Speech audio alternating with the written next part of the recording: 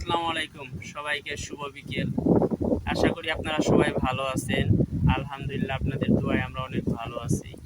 তবে মন খুব একটা ভালো নেই, কারণ আমাদের এখানে একটা জাহাজ ডুবছে। অনেক বড় জাহাজ বলতে বিশাল বড় এক জাহাজ ডুবছে।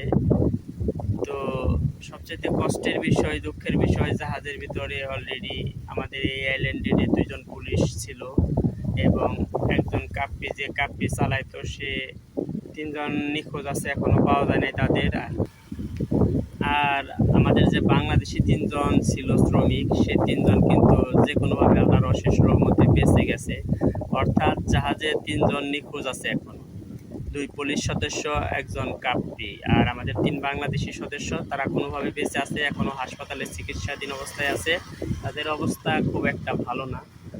তো দেখেন, একটা জাহাজ, এত বড় একটা জাহাজ, কনস্ট্রাকশনের জাহাজ, যে জাহাজে লক্ষ লক্ষ কোটি কোটি টাকার মালামাল আসতো, এত বড় একটা জাহাজ, সেই জাহাজটা পানিতে ডুবে গেছে। এখনো সে জাহাজের কিন্তু হদিশ মিলে নেই বলে জাহাজের অস্তিত্বই খুঁজে পায় নাই এখনো। তাহলে লাশ কিভাবে পাবে বলেন? এত বড় একটা জাহাজের খুঁজে যদি না পায়, তাহলে সেখানে লাশ পাওয়ার কি কোনো সম্ভাবনা আছে? তো মালদ্বীপ কিন্তু মাঝে মাঝে এরকম দুর্ঘটনা ঘটে, কারণ আকাশের অবস্থা যখন খুব খারাপ থাকে তখন কিন্তু মাঝে মাঝে জাহাজ ডুবে, মাঝে মাঝে জাহাজ উল্টে যায়, অনেক দেশি লোক বিদেশি লোক মারা যায়।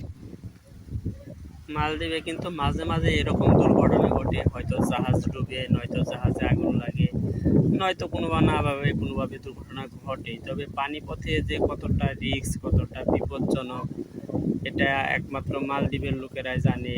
যখন সাগরের পরিস্থিতি খারাপ হয় তখন বোঝা যায় যে মালদ্বীপের অবস্থা কতটা ভয়ঙ্কর।